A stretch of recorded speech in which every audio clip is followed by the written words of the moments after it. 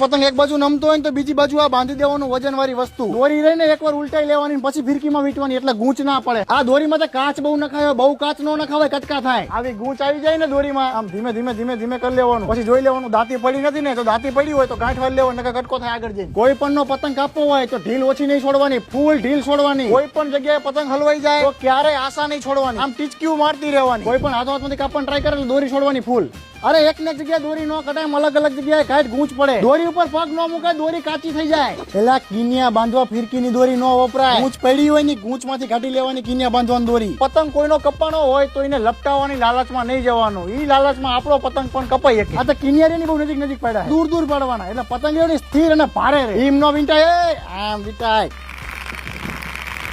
સાચી ખેંચ મારવાની સ્ટાઇલ શું ખબર હે